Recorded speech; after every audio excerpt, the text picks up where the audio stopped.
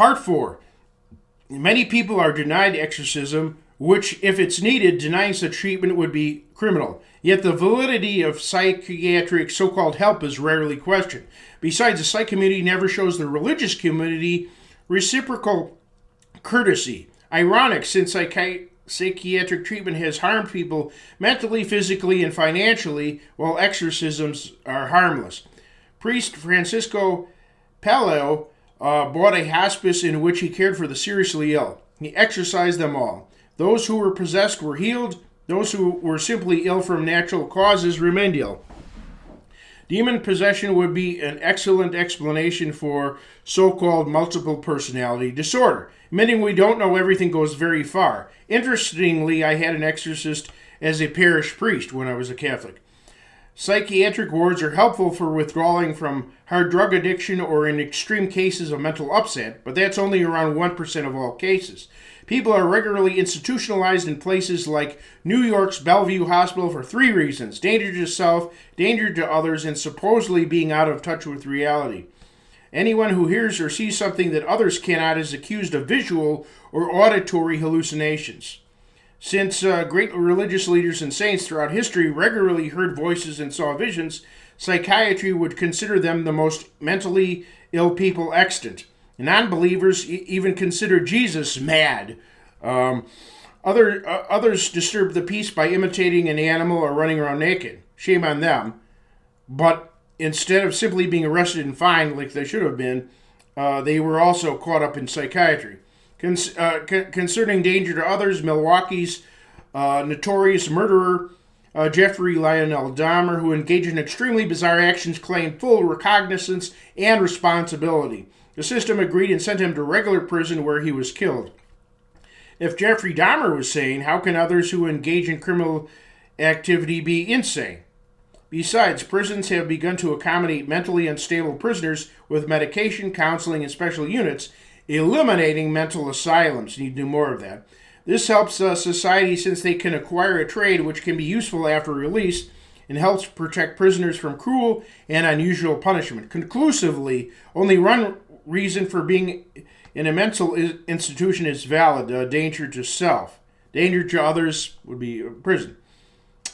And according to psych philosophy, we no longer sin. Ha ha.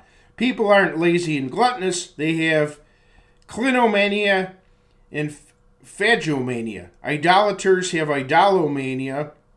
Liars have mythomania.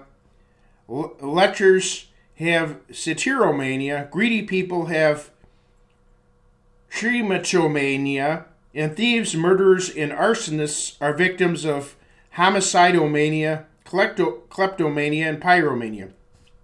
Negative, crabby people now have paramania. Stubbornness becomes oppositional defiance disorder. Cowardice becomes a phobia.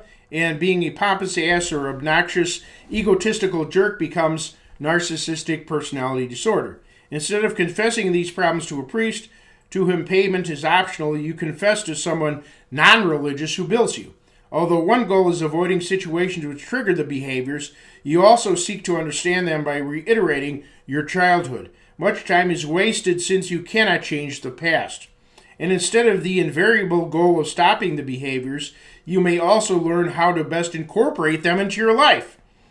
And who knows what goes beyond closed doors in today's institutions. The mental illness label. Classifying people as either mentally ill or mentally well, an either-or situation is problematic. Those labeled mentally ill are invalidated or deemed incompetent. Famous actors and actresses have declared themselves mentally ill, usually claiming bipolar disorder, formerly called a manic depression. If people with superior functioning are supposedly mentally ill, I and others with mental handicaps are invalidated by proxy. Labeling nonconformists mentally ill is reminiscent of the Salem witch trials and is a sophisticated form of bullying. Instead of self-castigation, individuals with mental challenges need self-affirmation. An illness is something that can either be cured, run its course, or kill someone, like pneumonia. If something can't run its course, be cured, or kill someone, it's not an illness. Since that is the common sense definition of illness, psychiatrists have tried to convince people that many conditions are something they can cure or that will otherwise destroy the subject.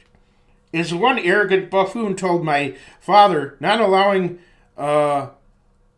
my help is like allowing your child to be hit by a truck. Besides, there has always been disagreement on what is or isn't mental illness. When most people considered homosexuality dangerous and repugnant, men with those proclivities regularly became institutionalized, receiving shock treatments, lobotomies, and other torturous methods of psychiatric so-called cures, sometimes dying for them.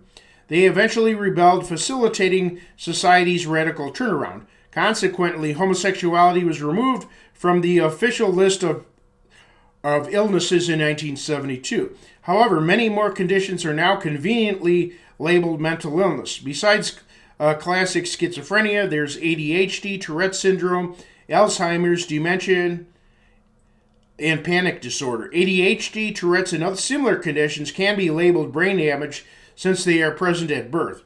I don't consider a brain damage label insulting. However, illnesses come and go unpredictably. A person with alleged mental illness would then be unpredictable and untrustworthy. Alzheimer's and dementia can be simply classified as the brain wearing out.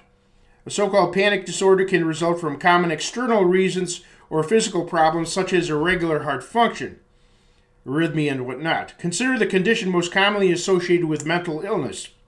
Schizophrenia with its 4 subtypes: simple, hebephrenic, catatonic, and paranoid. Schizophrenia is supposedly acquired suddenly and mysteriously with no apparent cause. However, every effect must have a sufficient cause. That drug abuse and sexually transmitted diseases often result in so-called mental illness is well established in medical history. For example, syphilis harms people by its spirochetes damaging the body. Spirochetes entering the brain and causing schizophrenia would ultimately be brain damage, not illness. Syphilis often has no symptoms, while its spirochetes secretly weaken various internal structures until one system suddenly collapses. This leads some to believe that conditions such as schizophrenia suddenly wash over someone like an illness. And by painstakingly hiding scandalous conditions, complete obfuscation of causative factors results. Certainly, the more people classify this as mentally ill, the more money the psych community makes. There are over 400 conditions labeled so-called mental illness, according to the Statistical and Diagnostic Manual of Psychiatric Disorders. Everyone on earth may eventually be classified as mentally ill, since everyone has personality quirks. So for those stuck with unwanted labels of mental illness and the fear, misunderstanding, disrespect, and shunning that go with it, may they unite to aggressively change their diagnostic status. Since homosexuals succeeded in causing radical change, others can likewise battle their mental illness label. Consider the book titled The Myth of Mental Illness. Stay tuned for part 5.